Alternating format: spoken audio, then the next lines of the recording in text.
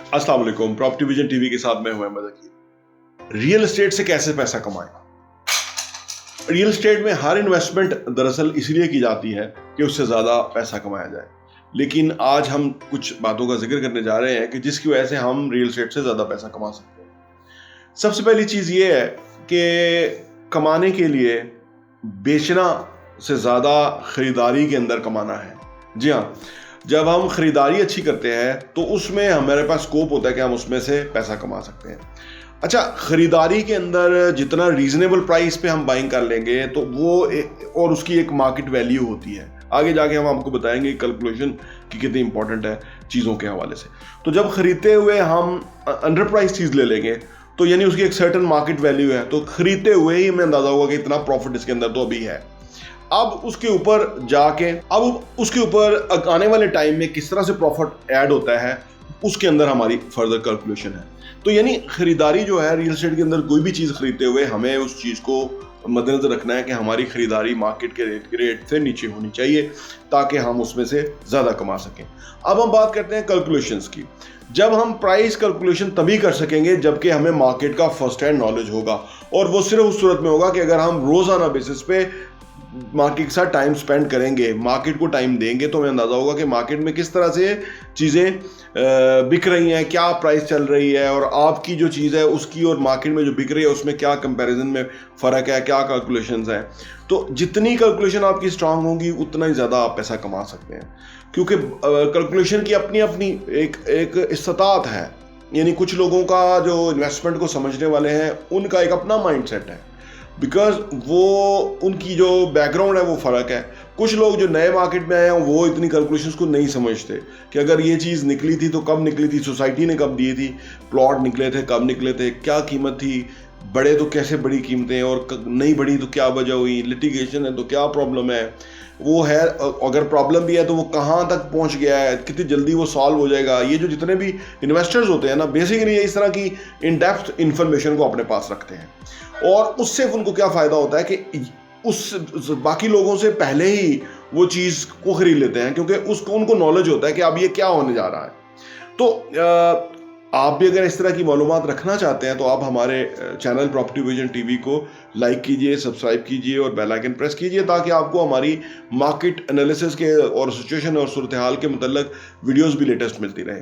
तो जिन लोगों को ये पता लग जाता है कि ये जो एक प्रॉब्लम था, ये हिच था, ये अब हल होने लगा है, या आज हल हो जाएगा, या कल तक इसकी जो कीमत ही कुछ और होगी, तो वो भी वहाँ पे अपनी बाइंग डाल लेते हैं, यानी अपनी खरीदारी कर लेते हैं, और उनको फायदा हो जाता है।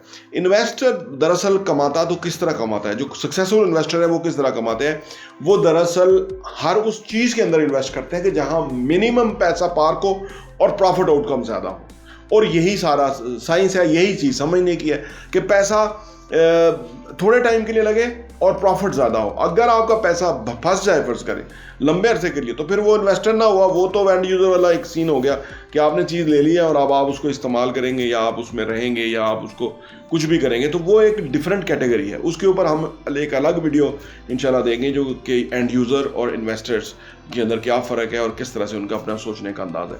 तो बुनियादी तौर पे कैलकुलेशंस बेहद ज़रूरी है कि जिसके तहत आप चीज़ों को देख सकें और उनको असेस कर सकें, और आप उसको एक्सपर्ट ओपिनियन के तहत बाकियों से बेहतर जान लें, बाकियों से बेहतर समझ लें, उसी में आप ज़्यादा पैसा कमाते हैं। अब अगर आप सोसाइटीज़ में खरीद फरोख्त करते हैं तो फिर तो आपको इतनी ज़्यादा दिक्कत नहीं होती, प्रॉब्लम नहीं होती। लेकिन अगर अदर देन सोसाइटी आप कोई प्रॉपर्टी खरीद रहे हैं तो उसके अंदर आपको डॉक्यूमेंटेशन और इन चीज़ों का भी, ओनरशिप वगैरह का भी बड़ा पता करना पड़ता है। यानी किसी भी प्रॉपर्टी के अंदर काफ़ी सारे उस प्रॉपर्टी के ओनर्स होते हैं। यानी अगर फ़र्ज़ करें विरासती प्रॉपर्टी है तो उसके अंदर भाई होंगे, उनके आगे औलादें भी होंगी, तो उनकी अगर वो डिवीज़न हुई है कि नहीं, और आप उसमें से हिस्सा कोई चीज़ खरीद रहे हैं, तो आप खरीद नहीं सकते जब तक कि वो बाकियों की विलिंगनेस ना हो। तो ये जो कॉम्प्लिकेशन है, ये कॉम्प्लिकेटेड चीज़ें हैं, ये भी आपको प्रॉपर्टी में इन्वेस्ट करने के हवाले से समझनी चाहिए। अगर आप प्रॉपर्टी किसी हाउसिंग सोसाइटी से बाहर प्रॉपर्टी खरीद रहे हैं तो उस सूरत के अंदर आपका वक्त और सरमाया दोनों ब्लॉक हो सकते हैं, क्योंकि आपने अगर ऐसी चीज़ ले ली और उसमें फिर इश्यूज आ गए। इसीलिए ज़्यादातर लोग जो है वो अच्छी रेप्यूटेबल हाउसिंग सोसाइटीज़ के अंदर ही इन्वेस्टमेंट करना पसंद करते हैं, ताकि उन इन वरी से बच जाए। लेकिन रियल एस्टेट के बिजनेस के अंदर ये चीज़ें अपनी जगह इंपॉर्टेंट हैं कि आपको प्रॉफिट तब मिलेगा जबकि आप क्लीन और क्लियर चीज़ लेंगे।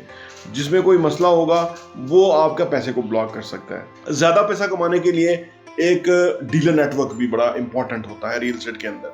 अगर आपने प्रॉपर्टी खरीदी है या आप प्रॉपर्टी खरीद के आगे उसमें से पैसा कमाना चाहते हैं और बेचना चाहते हैं, तो आपको डीलर नेटवर्क का भी सहारा लेना पड़ता है।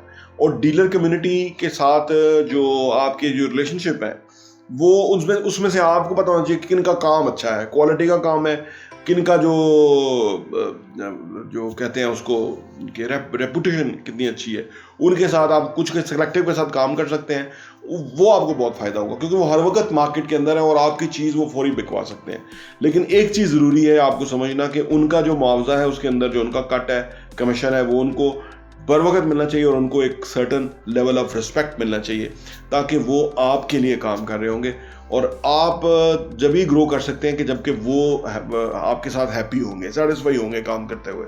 तो डीलर कम्युनिटी जो नेटवर्क है ये भी बेहद ज़रूरी है। आप अगर रियल एस्टेट से पैसा कमाना चाहते हैं तो उसके लिए ज़रूरी होगा कि आपकी चीज़ें फास्ट पेस पे बिके, और उसके लिए ज़रूरी होगा कि आपके साथ डीलर नेटवर्क हो, ताकि वो आपकी चीज़ें जल्दी बिकवाए।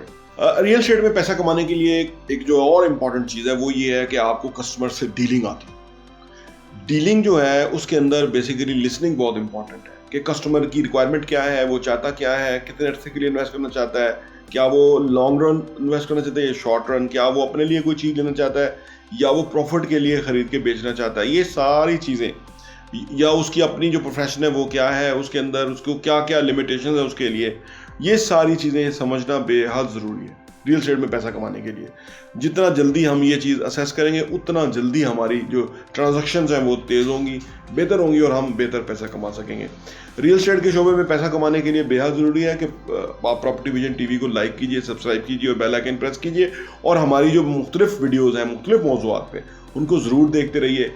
इंशाअल्लाह ताला वो आपके बहुत काम आएंगी और आपको अपने बिजनेस में भी बहुत फ़ायदा होगा। बहुत बहुत शुक्रिया।